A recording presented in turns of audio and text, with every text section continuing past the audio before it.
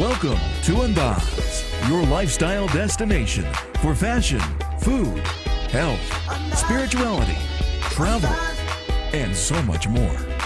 Andaaz. Unleash your personal style.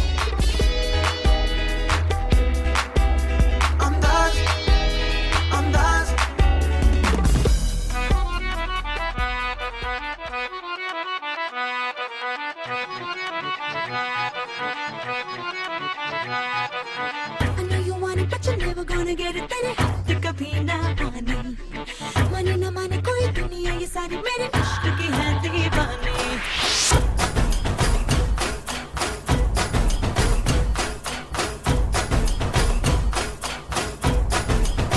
Hey you, I know you want it, but you're never gonna get it. तेरे हाथ कभी ना आने, माने ना माने कोई दुनिया ये सारी मेरे इश्क की है दीवानी.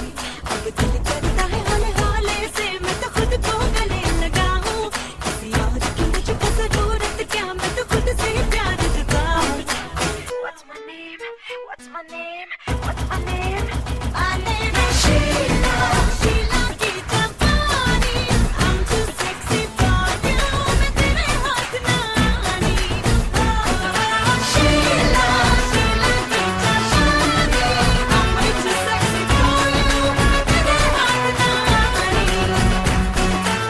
Ain't nobody got a body like Sheila. Everybody want my body, I'm Sheila. Drive you crazy 'cause my name is Sheila. Ain't nobody got a body like Sheila. Ain't nobody got a body like Sheila. Hi there. Hope you all had a heart-healthy week. Last week we nurtured our physical well-being, but our spiritual well-being is important as well. That's right. Sometimes I feel like we live a life of karma, as if a lot of the things that happen in our life are preordained. The real question is, does karma really exist? You know, that's a good question, and if you think about it, having been in high tech for so many years, I would have never thought I would be now producing a TV show. But now that I'm doing it, I feel like maybe it was karma. I know what you mean, Pavan, because if 20 years ago somebody would have said to me, Sarka, you won't be settled, you won't have kids, instead you'll be on this adventure producing a TV show, I would have laughed at them. But now I kind of like my karma. Good point. I like my karma too. And on that note, we're going to speak with Suneet Wadhwa, co-founder of Snapfish, about how he incorporates spirituality into his daily life. And Isha is going to try a hot new yoga technique, aerial yoga. And then we're going to head to LA to meet with His Holiness Sri Sri Ravi Shankar, founder of the Art of Living. Let's get started. We're here with Suneet Wadhwa, co-founder of Snapfish and many other successful companies. Welcome, Suneet. Welcome to Andaaz. Thank you, Sarika. It's a pleasure to be here. It's great to have you here. Well, my first question is, here we are in Silicon Valley, and there are several ideas that start off with a lot of great passion and vision. What actually makes that idea a success versus a failure? Well, that's a very good question. You know, there's a lot of great ideas out there, particularly in Silicon Valley. There's so many smart entrepreneurs with wonderful ideas, but great ideas don't always necessarily make a great business. I think that for me, success has been about finding a good idea, not necessarily a great idea. I think if you find a good idea and you couple that with a really great team, then you've got the beginnings of a successful company. In other words, I think the team is almost more important than the idea.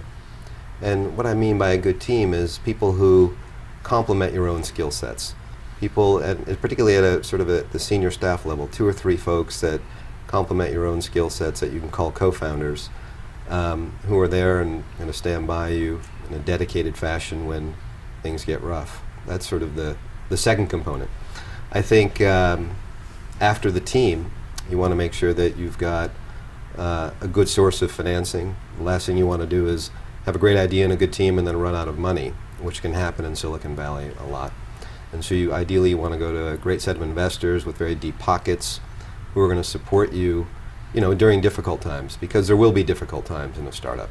There always is, and things that you can't anticipate. So that's sort of the next major component.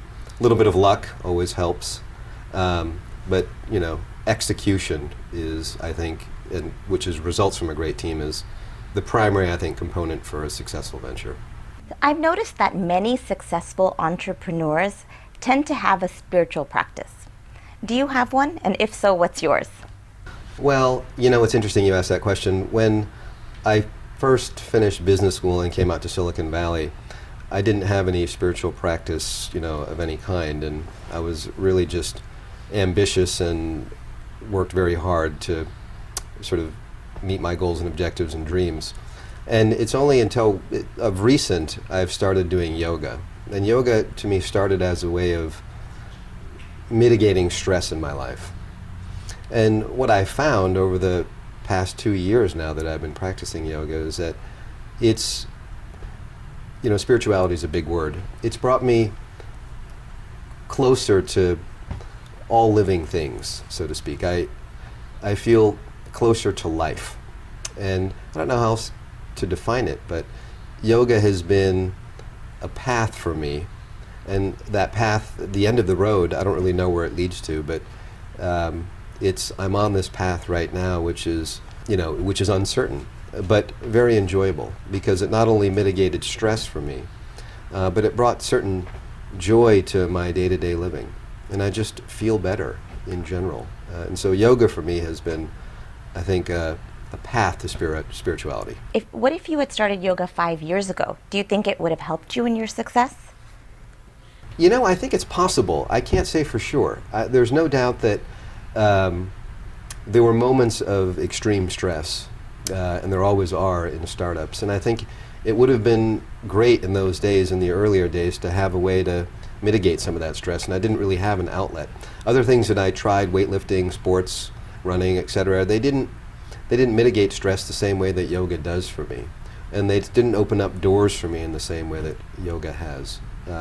In retrospect, I wish I'd been introduced to yoga certainly more than 2 years ago or 5 years ago, ideally. But, that's not the way life works sometimes. It was, introduced to me through a friend a couple of years ago, and that's where it really began for me.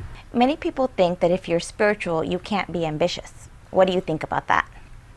Well, I think ambition and spirituality are, they're mutually exclusive. They're not necessarily correlated.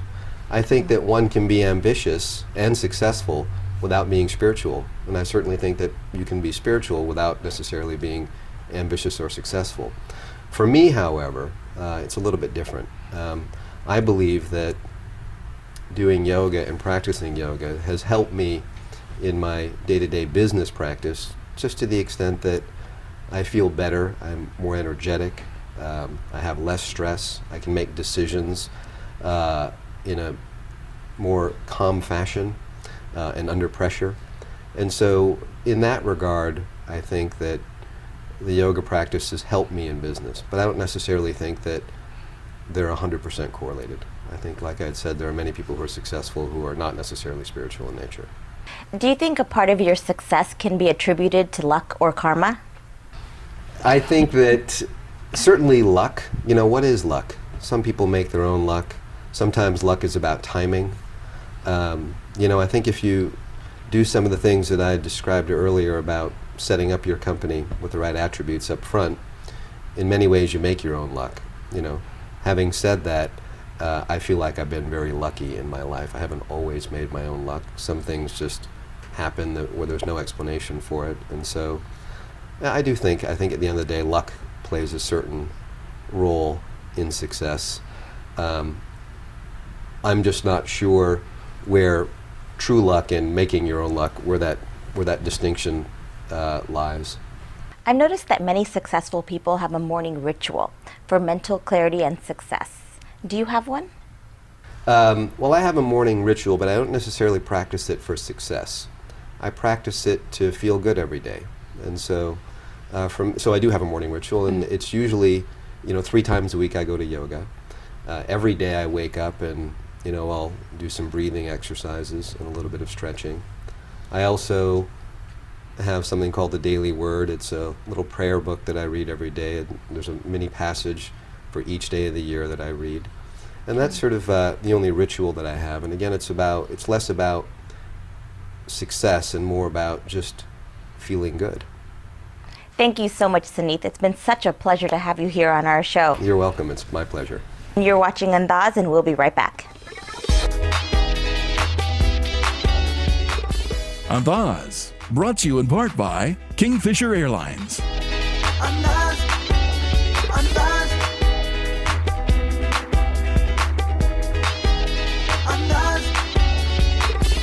When they go to a show like Cirque du Soleil, they look up, they see the performance, they get so excited. They just wanted to try. It's pure fun.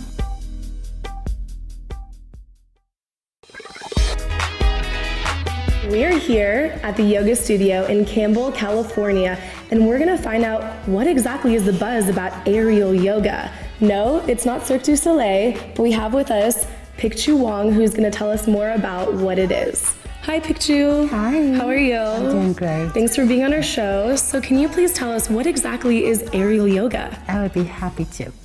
So while traditional yoga use props like a bolster, blanket, or straps, we simply just practice traditional hatha yoga by using a beautiful soft hammock. So what draws people into the studio to try aerial yoga is when they go to a show like Cirque du Soleil, they look up, they see the performance, they get so excited. They just wanted to try. It's pure fun. Remind them of when they were little kids. It helps deepen the understanding of traditional yoga. Also, you get to practice yoga through effortless effort. How cool is that?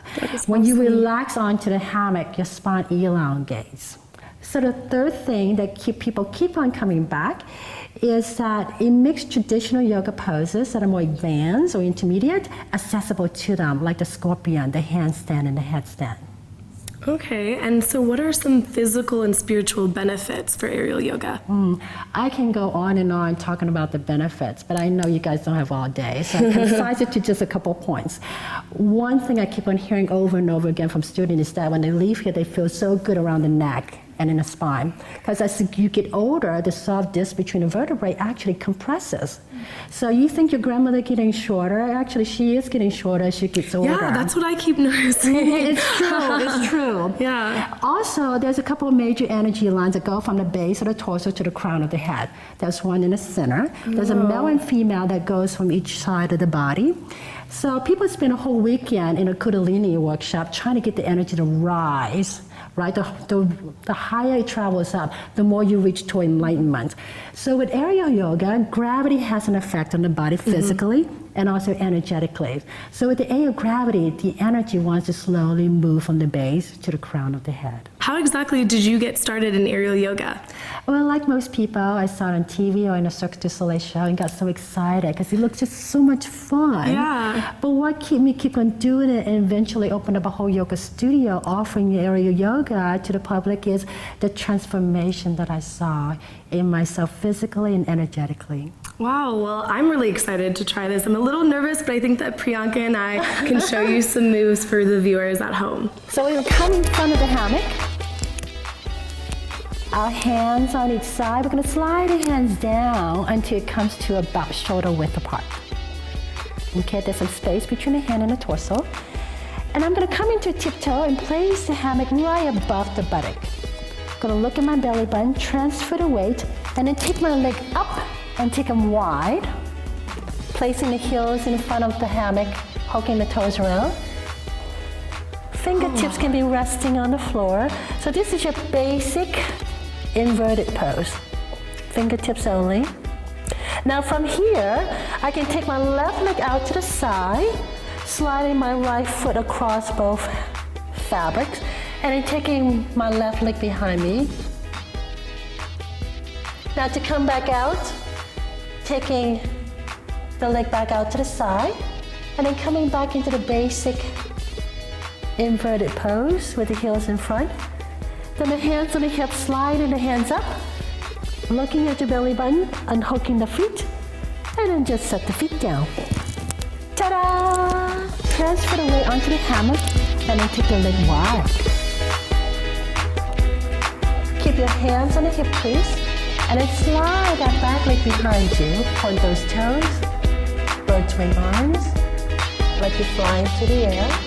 Unhook the toes, look at your belly button, and then set the feet down.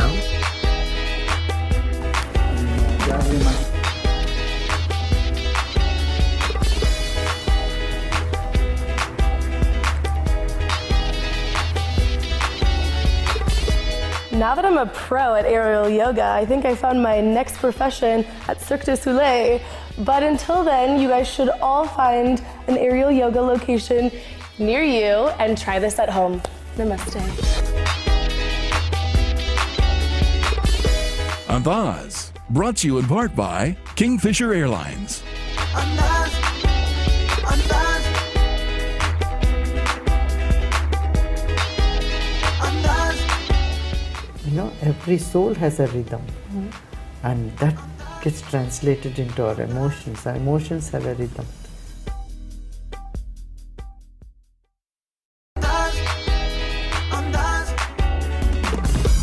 I'm here in Los Angeles with the founder of the Art of Living Foundation, His Holiness Sri Sri Ravi Shankar.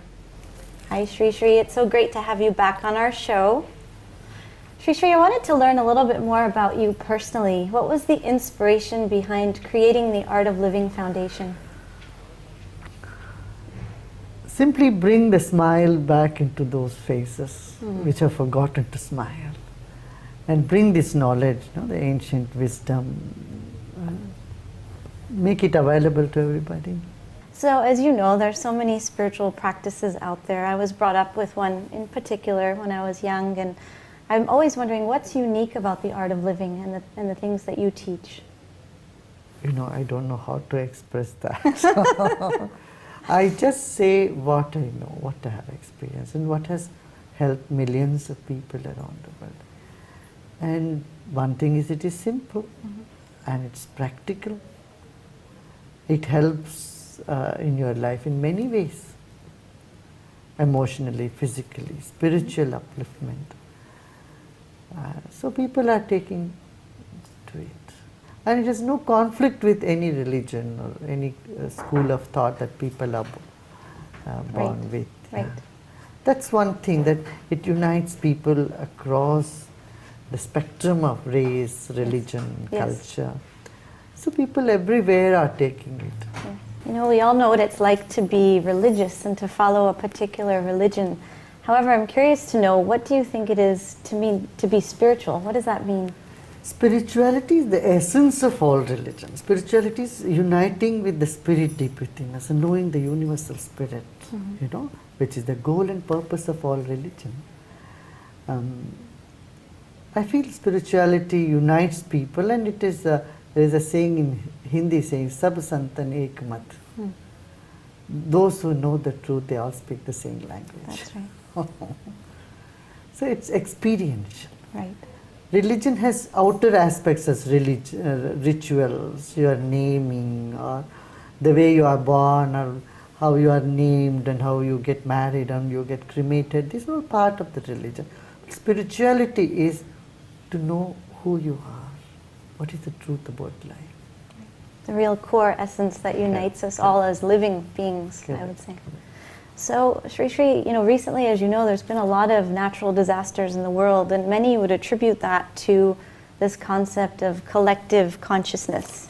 What are your thoughts on that? Of course, our Earth as a planet itself is an organism. And we have been exploiting this planet beyond its level of sustenance. Every day, tons and tons of explosives are putting in the ground for mining, and that sends so much shock, and it can trigger the earth to shake more, and tsunamis happen. We need to care for our environment. In ancient India, the tradition was honor the earth, honor the rivers, honor the trees, honor the animals. So we see the divinity in everything. So that tradition has to come back, of respecting and honoring the nature. It has been in all the native cultures. Even Native Americans used to honor the mountains. They would not exploit, put dynamites in the mountain to blast them. And they would not pollute rivers or lakes. They always honored them. That sense of responsibility towards our environment, of course, is growing now. It's growing, but it has to grow even more. There are a lot of philosophies, as you probably know, out there that are more recent, that talk about things like the law of attraction and being able to change your vibration to attract different things, more positive things to your life. And that always brings me to the question of, can we really change our karma? And I know that you teach a method of breathing, and I'm wondering, does that really help us change our karma? Yes. Yoga and meditation and chanting, all these will impact the karma. Definitely. It's not that karma cannot be changed. Only a few type of karma. A certain karma cannot be changed, but many others can be changed. So how does the type of breathing that you teach actually impact our emotions This and ultimately our breathing karma? does impact the emotions. It deals with the rhythm of the being. Every soul has a rhythm, and that gets translated into our emotions. Our emotions have a rhythm, thoughts have a rhythm, body has a rhythm, biorhythm is there. So these techniques of meditation, Sudarshan Kriya, just uplifts people and brings it sort of cleanses the whole system. I see. And brings new energy, fresh energy. And that's why people are enjoying it all over the world and telling others to do it. So there's a question I always think about. Do you think that ambition and spirituality can coexist?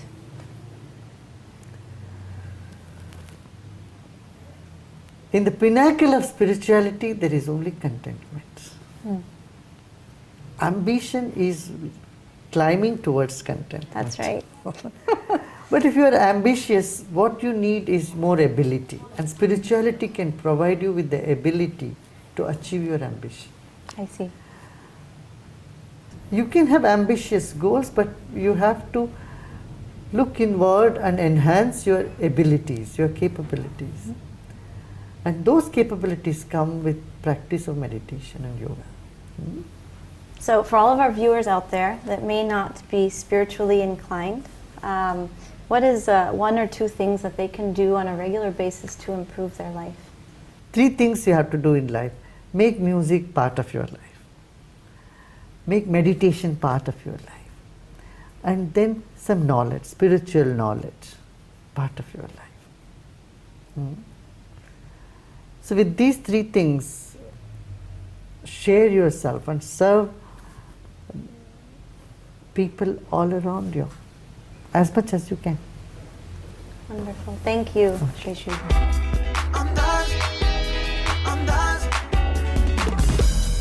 Wow, we really got some great insight today and just learned a lot about karma. It fascinates me how we can actually change our karma. I know, I agree. In fact, I think that if we really look within ourselves, we'll find all the answers that we're looking for. Yeah, it is about going within and finding those answers. And in fact, there's tools out there that can really help us with this and enhancing our spirituality. And we found some great finds for our viewers, so be sure to visit our website. And have a fabulous week. We'll see you next time.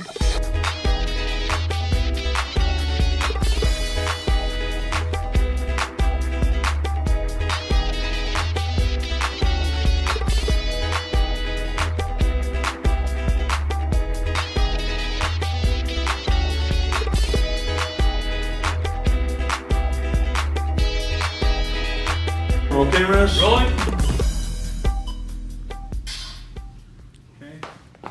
Hi there. Hope you all had a heart-healthy week. Last week we nurtured our spiritual well-being, but our physical... Oh. Okay, moving on. I'm sorry. I had to laugh there. Oh, God.